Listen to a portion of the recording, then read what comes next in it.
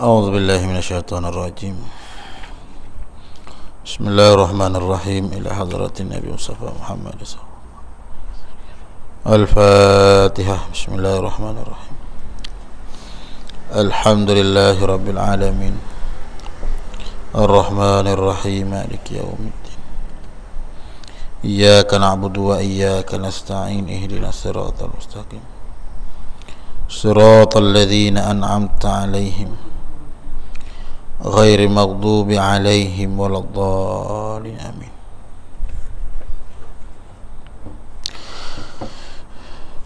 بسم الله الرحمن الرحيم. الحمد لله رب العالمين.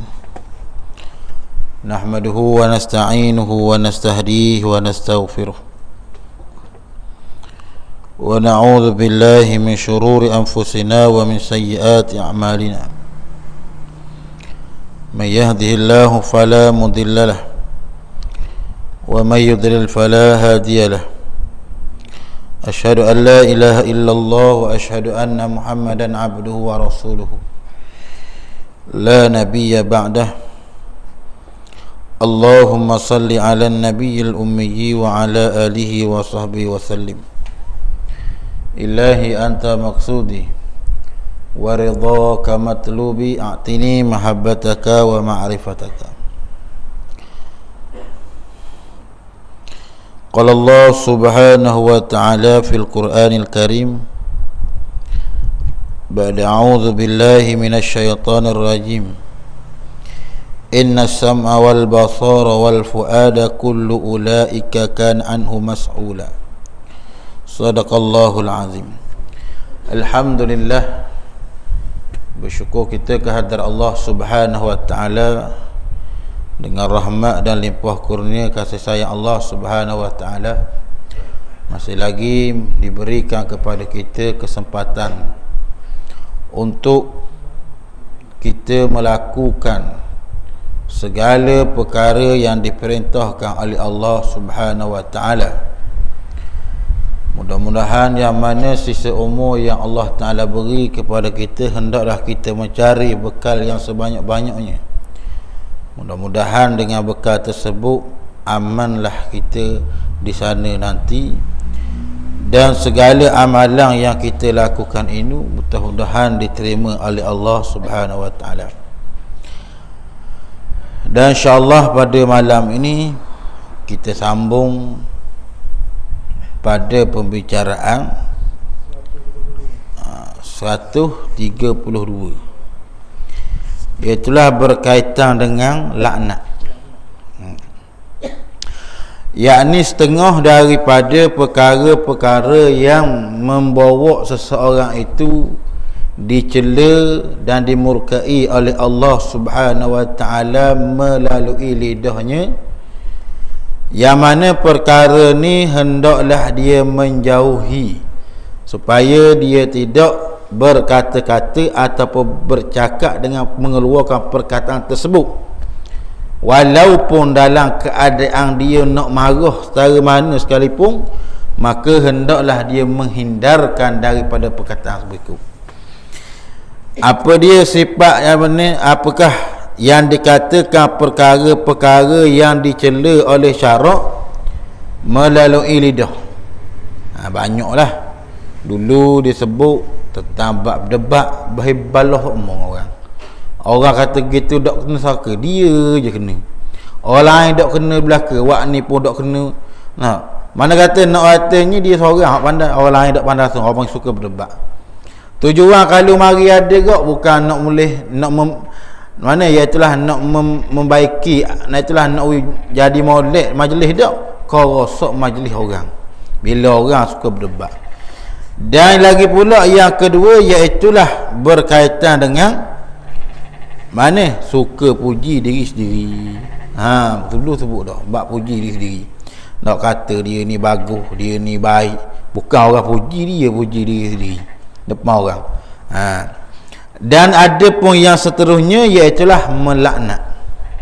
Laknat ni apa dia? Laknat ni ialah apabila seseorang itu dilaknat oleh Allah, seperti Allah Ta'ala kata man qata'ar rahima, barang siapa yang la'anallahu man qata'ar rahim, bahwasanya Allah Subhanahu wa taala melaknat orang yang suka memutuskan silaturahim.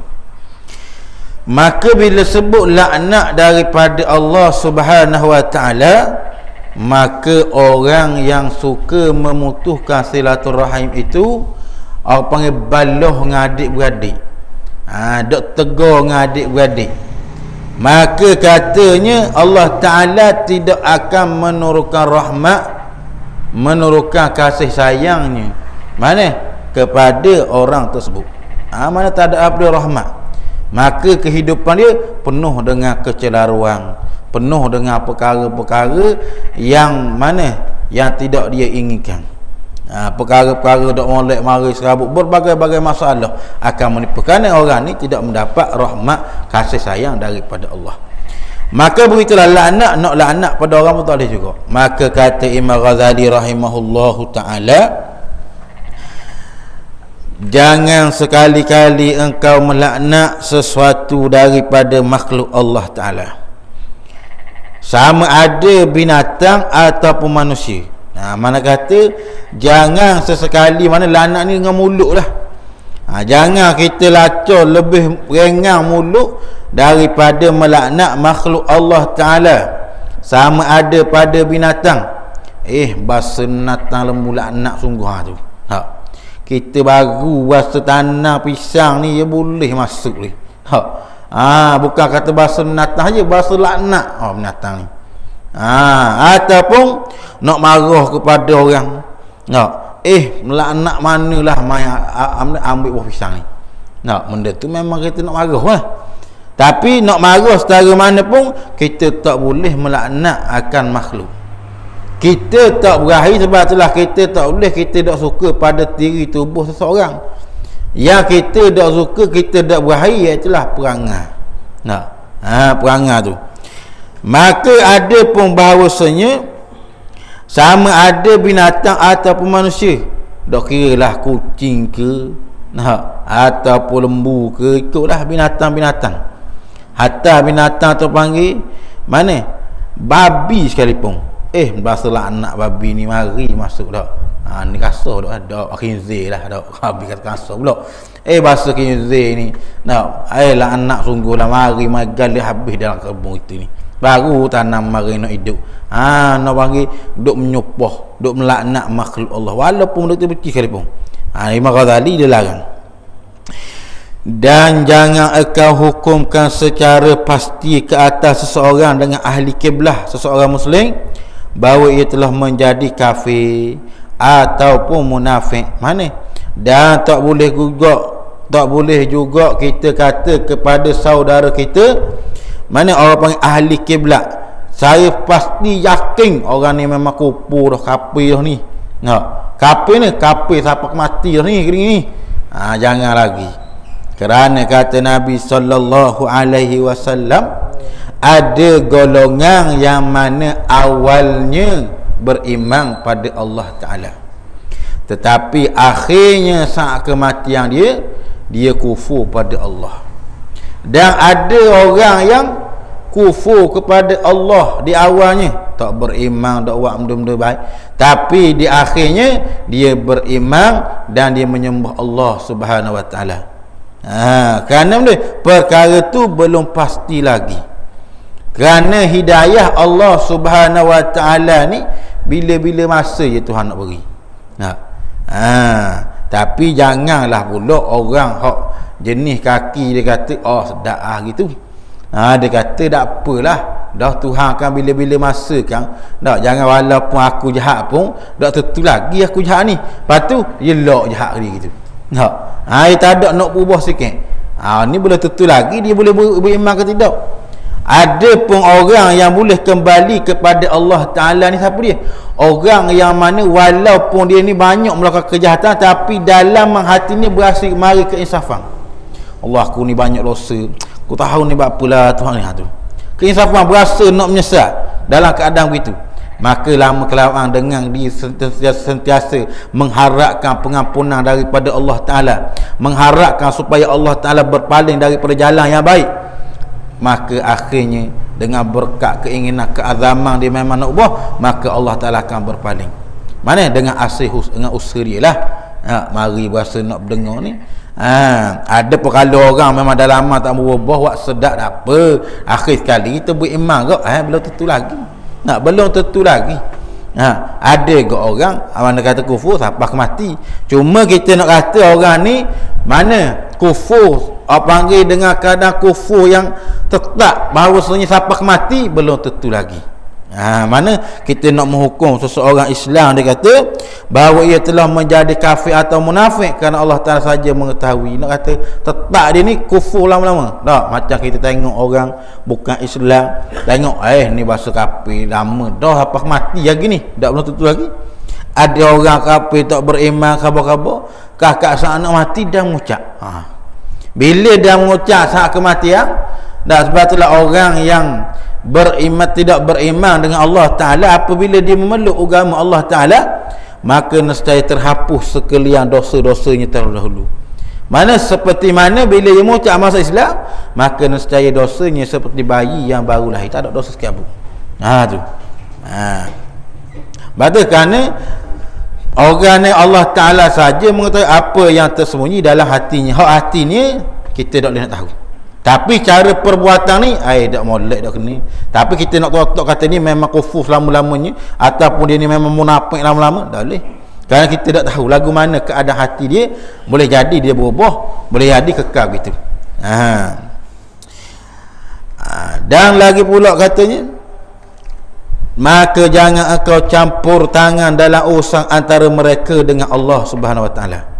Mana urusan dia orang kufur ada dalam diri dia tu, kita nak kata dia kafir. Kalau kita kata ya ayyuhal kafirun, tu tak apa. Hei orang kafir, bahawasanya Allah Ta'ala melaknat kamu. Bukan kita tuntut individu. Hei kita tuntut gitu. Hei mu bahasa kafir, tu tak. Mu ni nak tahu tak Allah Ta'ala laknatmu. Belum tentu lagi. Allah Ta'ala nak golongan yang kufar. Diri orang tu belum tentu lagi kufur tu berkekalan pada diri dia. Sebab apa yang ada dalam hatinya hanya dia dengan Allah Subhanahu Wa Taala. Sebab itulah Allah Ta'ala menghina ya ayyuhal zalimun, hai orang-orang yang zalim. Mana kata orang zalim, Allah Ta'ala akan meletakkan dia dalam neraka Allah Subhanahu Wa Taala. Allah Ta'ala melaknat golongan-golongan yang zalim. Tapi kita nak kata dia ni bahasa zalim, bahasa laknat. Macam kita bahasa tak puas hati pada orang tu. Dia ni masuk zalim, ni bahasa laknat sungguh ni. Kerana seolah tak ada rahmat langsung. Kerana tu pekerjaan Allah Subhanahu Wa Taala.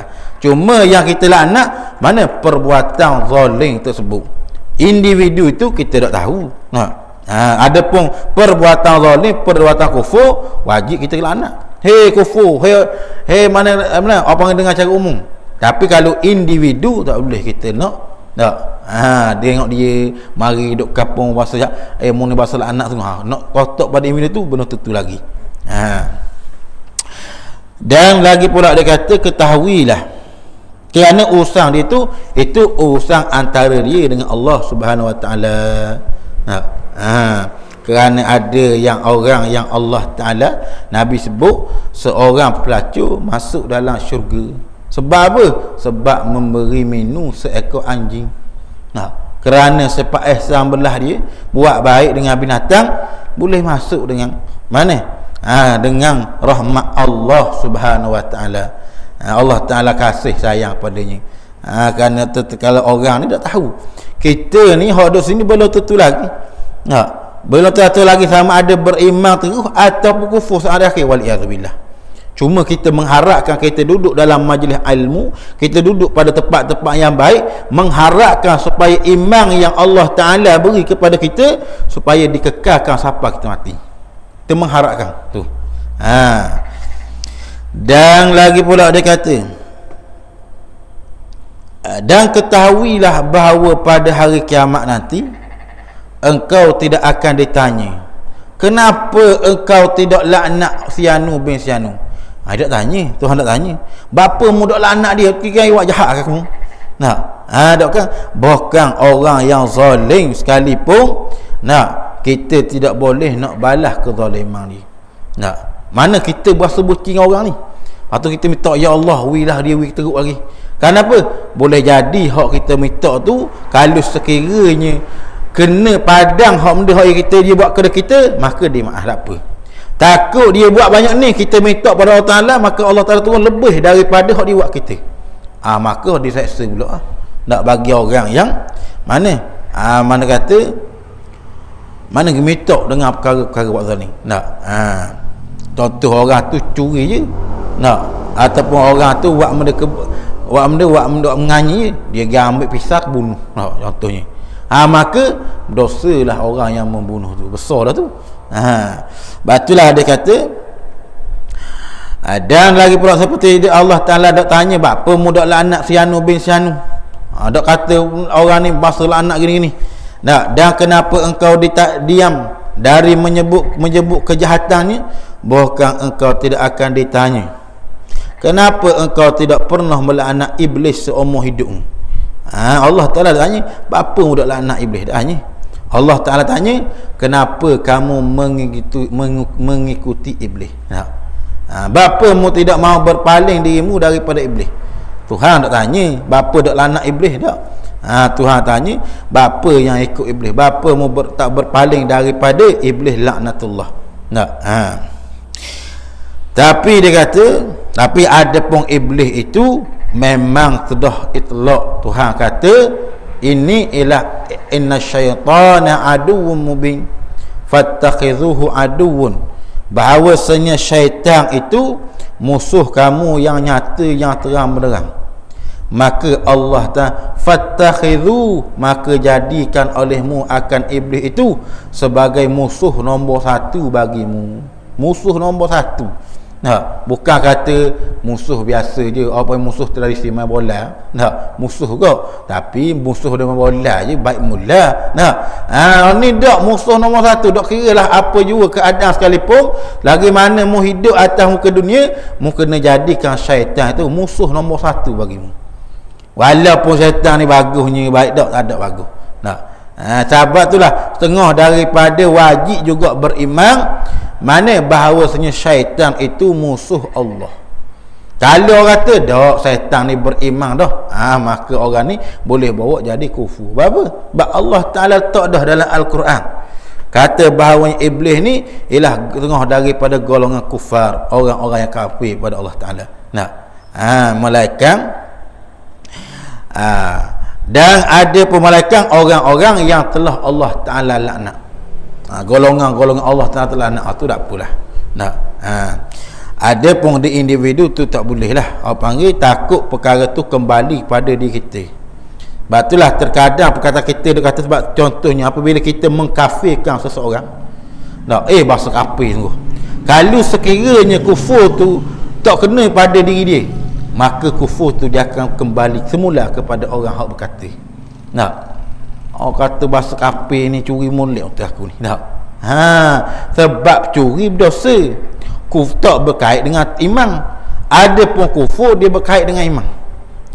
Sebab itulah kalau orang tu dia curi, lagi mana dia ada iman, dia tidak kufur pada Allah Ta'ala, dia mati dalam keadaan beriman, maka di akhirat esok dia akan masuk syurga, tapi diseksa oleh Allah Ta'ala masuk neraka. Tapi ada pun kalau orang ni kufur, maka bila mati dah finnari daimah, dalam neraka buat selama-lamanya. Tutup kunci rapat, degung buh situ duduk. Tak ada masa, tak ada tarikh, tak ada kalender, duduk situ. Sebab tu kalau kita nak marah sekali mana pun, apa panggil mulut tidak boleh kita sebut kufur ataupun laknat. Dan lagi pula dia kata, mana pada orang-orang mukmin lah, orang Islam. Dan lagi pula katanya, engkau tidak ditanya dengan demikian itu pada hari kiamat nanti, tetapi jika engkau telah melaknat seseorang, maka engkau pasti akan ditanya. Kalau gila anak seseorang, pasti kamu akan tanya.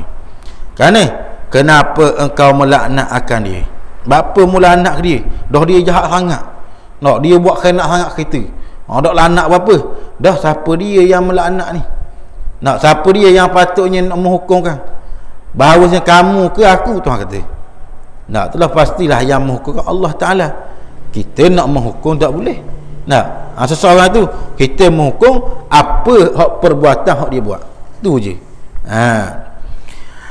Dan lagi pula katanya, maka dia kata jangan kalau apa pun dari makhluk Allah Ta'ala ini. Tetapi jika kau telah melaknat seorang, maka kau pasti akan ditanya kenapa kau laknatkan dia. Maka tetap kalau begitu, maka janganlah engkau melaknat apa pun daripada makhluk Allah Ta'ala ini. Dah kira lah apa pun, pokok kayu ke, bahasa laknat pokok kayu ni. Nah, contohnya kita marah yang lusa baru nebang. Nah, dia naik boleh ada pula nak marah. Nah, ataupun jalan-jalan sepak batu, bahasa celaka sungguh. Nah, bahasa laknat sungguh batu ni. Tahu dah nak jalan ni boleh duduk depan ni, padahal dia duduk apa? Nah, tak tengok ke batu tu, maka dia laknat batu lah. Tak boleh kita melaknat makhluk Allah Subhanahu Wa Taala. Makhluk apa dia makhluk? Masih Allah, barang lain daripada Allah Taala. Ikutlah batu ke, bumi ke, alam ini ke, dunia ke, ikutlah. Semua tu tidak boleh kita melaknat makhluk individu. Dan lagi pula dia kata bahkan bahawa beliau berkenang, maka jangan kau melaknat apa makhluk Allah Taala. Sesungguhnya Rasulullah sallallahu alaihi wasallam tidak pernah mencela makanan yang rendah, yang tidak sedap. Tak kira lah makanan tak sedap ke, pergi restoran bayar mahal-mahal contohnya. Tak, bahasa laknat makanan dia tak sedap terang ni. Kadang-kadang mulut orang ni hak jenis mulut leza, tubik belaka lah. Tubik laknat bahasa makanan tak sedap terang habuk. Allah garangnya tak ada. Allah kopi gitu lalu lah tuan ni. Tu contohnya. Gila anak pula makanan ni, makanan pasal benda gini ni. Sebab Nabi SAW mana tidak pernah mencela makanan yang tak sedap. Kita awal lagi tak sedap. Kuliman dekat nasi ni dah sedap tarah buk. Marah pula orang beli. Dah beli situ. Marah pula. Tak ada kata alhamdulillah. Tu ayatnya teruknya hati kita dak. Tak boleh makan. Allah dah lah lapor-lapor boleh makan tak sedap pula. Rasulullah sallallahu alaihi wasallam isteri masak tak sedap, tak rajin sungguh langsung. Tak rajin sungguh kata masing ke sengih je. Sedap gitu je. Apa panggil nak kata sedap senyap-senyap gitu, makan-makan gitu je. Kita dak balik makan tu sembuh lalu dah. Allah masuk dia kat gini. Kalau gini aku boleh masuk, tak masuk pun. Harap bini kau masuk tu contohnya. Bahkan dia tidak, apabila beliau tidak berkenan bila Nabi tengok berasa tak sedap, maka meninggal dengan tanpa mencela. Nabi pun tinggal tak tepi tu, tak makan tak dia. Bagi kalau kita berasa tak sedap, tak tepi sudah. Tak tepi sudah tak makan. Maknanya kalau bila isteri dia tengok, tahu lah makan ni tak berapa nak jadi tu. Kalau tak makan ni ada benda tak kena ni. Abang Nabi tak pernah. Hatta Nabi SAW bila sahabat dia makan buah dia makan makanan hak benda tu masang. Boleh masang. Lalu bila Nabi makan ni, makan dalam keadaan senyum. Sahabat kata sedap ya Rasulullah. Tak boleh sedap ni. Sedap. Tambah bagi sahabat makan apa? Sebab makanan tu tak sedap. Tapi Nabi ni dia boleh buat muka dia tu makan dalam keadaan senyum. Kalau orang tengok macam liu rasa nak makan. Rayaknya Nabi akhlak dia mana tak pernah mencela makanan. Sebab itulah kita jangan cela makanan. Tak berakhir secara mana pun senyap dah diam.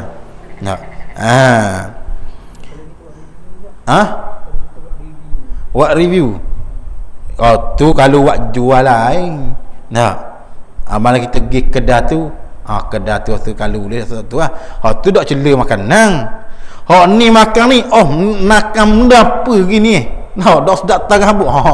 Duk nyopoh pula makanan tu. Kalau gini aku boleh buat gini makanan gini-gini. Contohnya.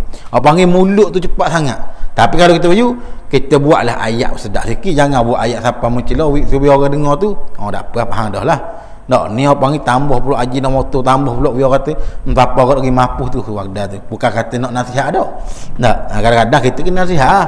Tuan kedai ni kalau boleh dak dah, tambah sikit lagi. Ada benda kurang ni. Lain kira. Tapi kadang-kadang orang gitu lah, kadang-kadang nak apa panggil nak viral.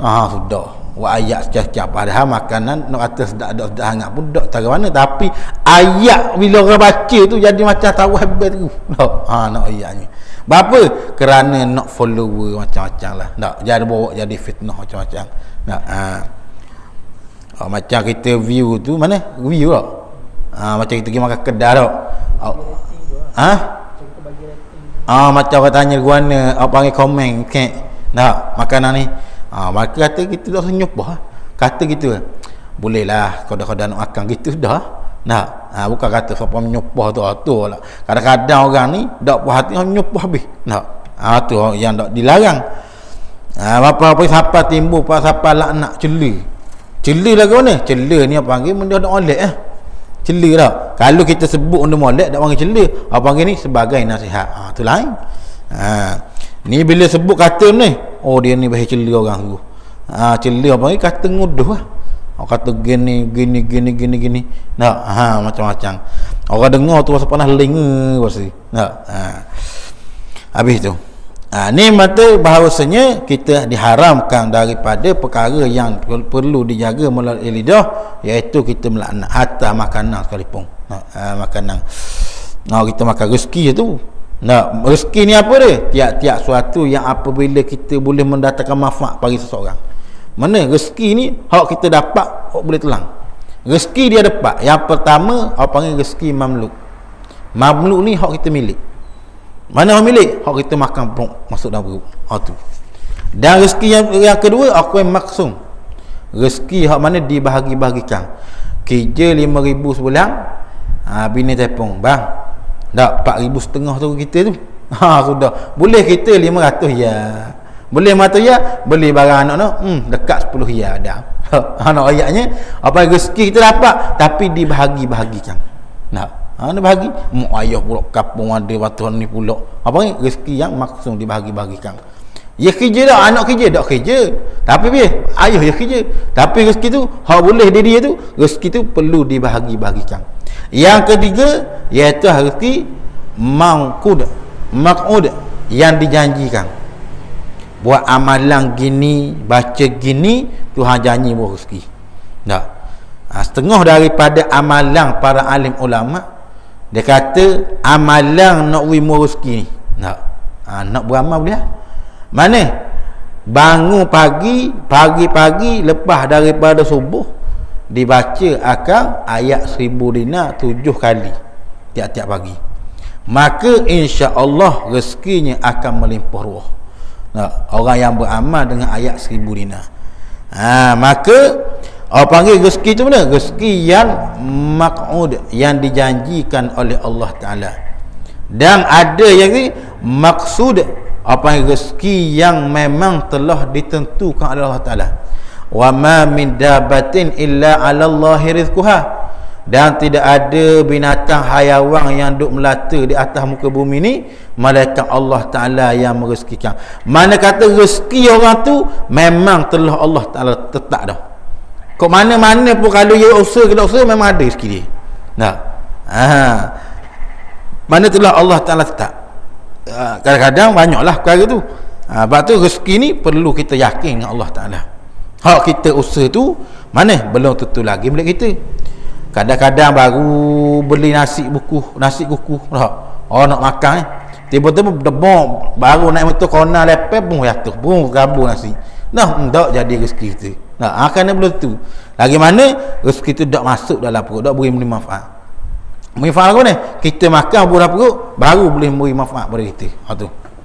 Tu panggil rezeki yang mamluk yang kita miliki.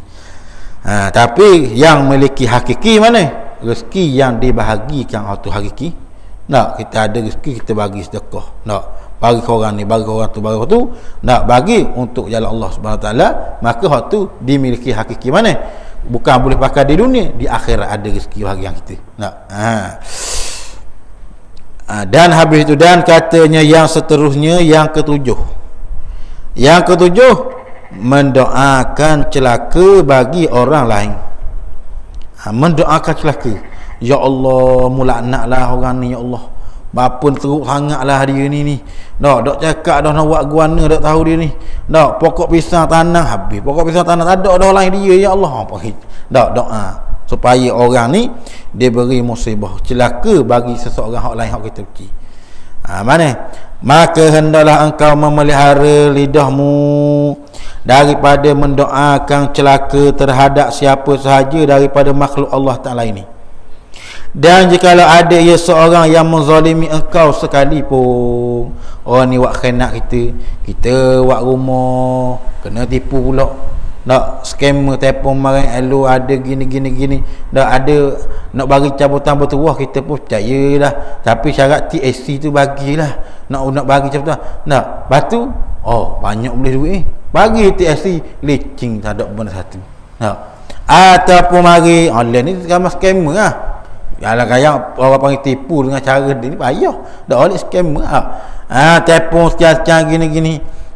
Ada beli barang. Tak ada beli barang ni, duit ni mari mana ni? Mari kita nak bayar balik duit. Kata gini awak hari TSC. Bagi TSC habis licin tak ada pun satu. Lalu kita pun geram rasa nak marah ni berdoa. Ya Allah, ya Tuhan aku mulaknatlah orang telefon aku ni. Hak tadi ni, hak curi duit aku ni. Kita laknat apa yang doa pada Allah. Wilah turun balas secukup-cukupnya kepada dia ni. Sebab tipu duit aku ni berapa? 10 riyal. Contohnya.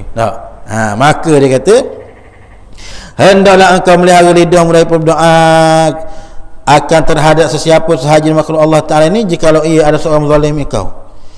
Maka serahlah urusannya kepada Allah Ta'ala, kerana ada sebut di dalam sebuah hadis Nabi sallallahu alaihi wasallam. Orang tipu, maka serahlah pada Allah Ta'ala.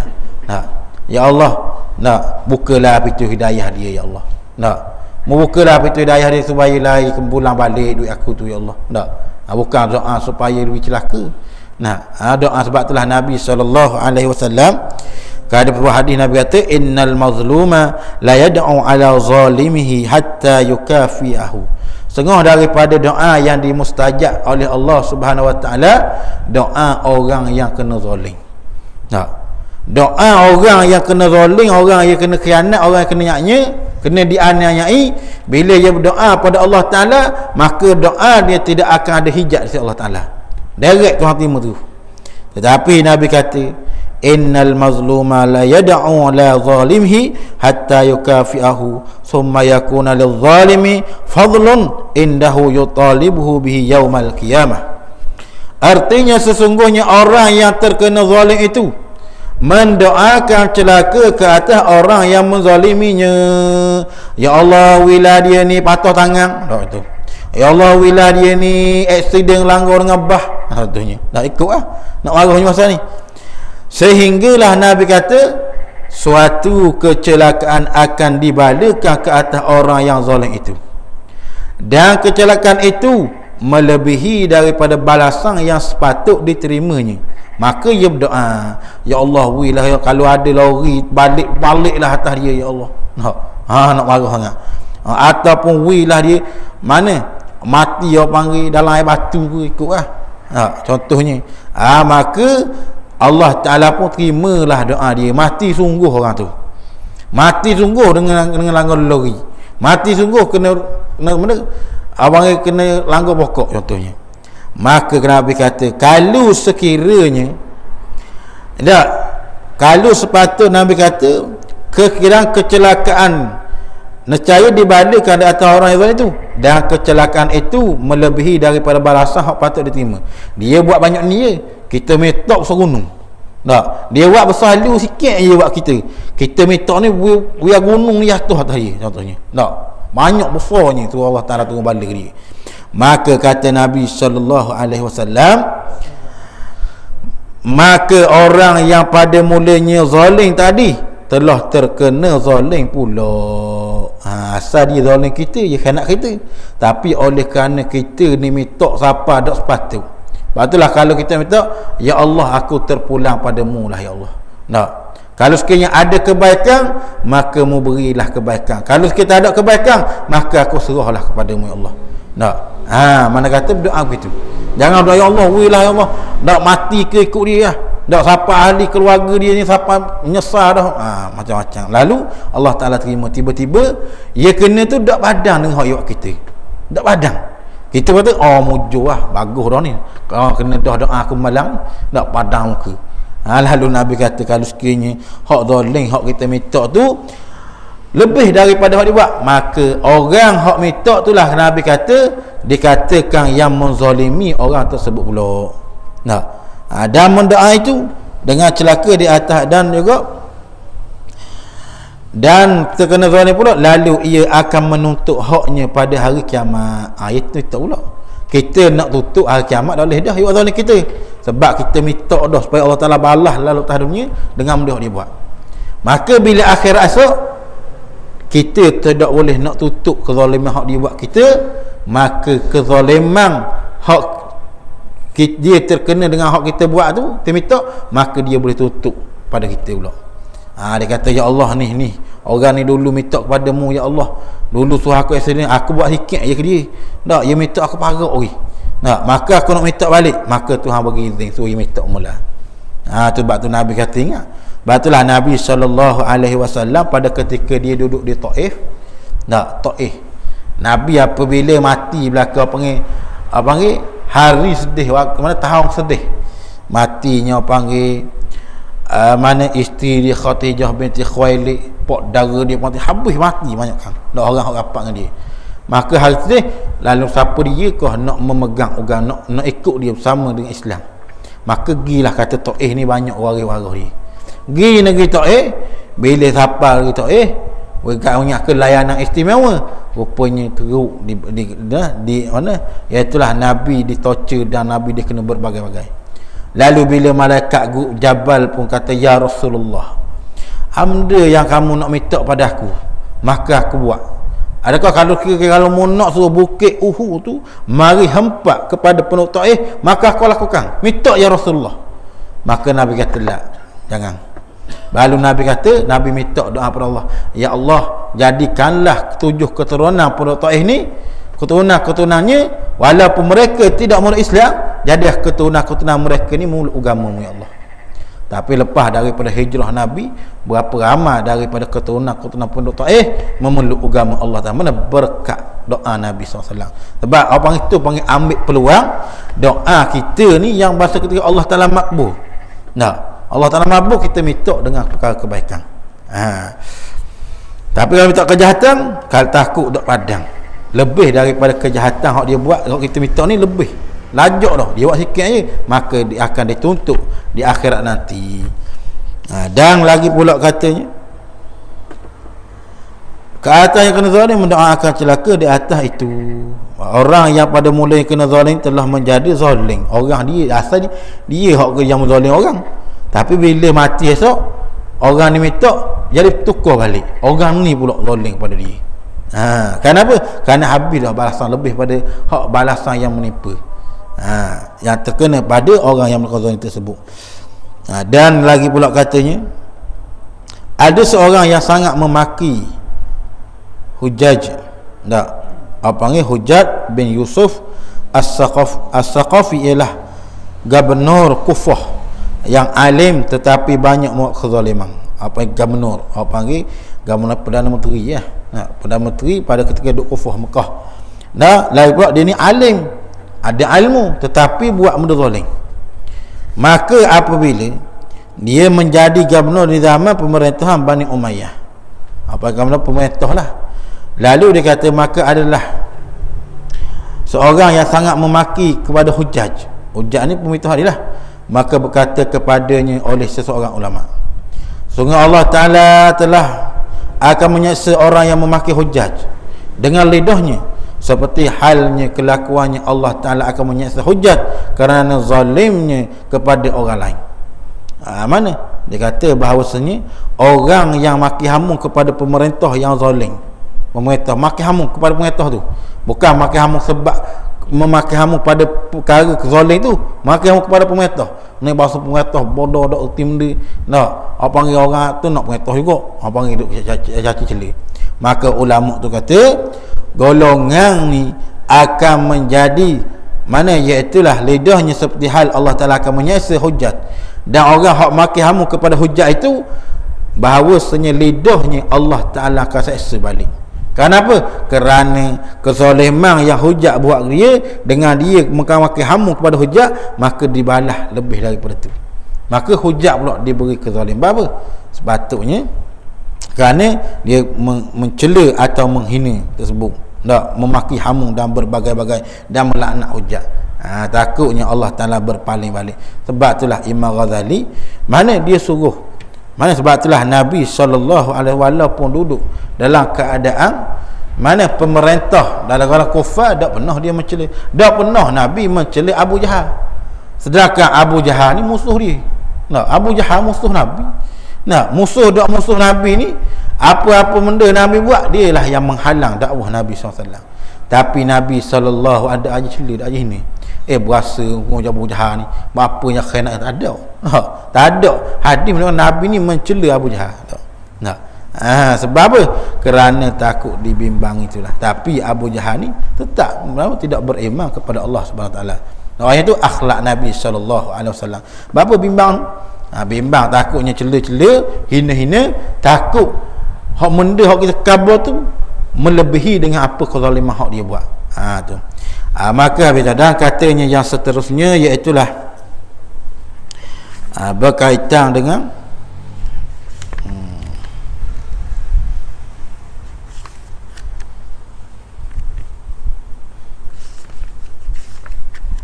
terbang lah. Siapa dia? Ke surat. Dan katanya seterusnya, iaitulah berkaitan dengan bergurau, mengolok-olok dan mengejek-ngejek orang, apa nganying. Hak pertama maksiat lidah lagi, iaitulah menganying, menyenyi panggil. Tak. Panggil. Maka perkara ni pun dilarang dalam Islam. Wallahu alam. Situlah. Bismillahirrahmanirrahim. Allahumma ighfir li ummati Muhammadin. Allahumma salli umat. Allahumma lakal kullu wa bikal kullu wa ilaikal kullu antal kullu kulli rahimin. Wa sallallahu ala sayyidina Muhammad wa ala alihi wasallam. Walhamdulillahi rabbil alamin. Assalamualaikum warahmatullahi wabarakatuh.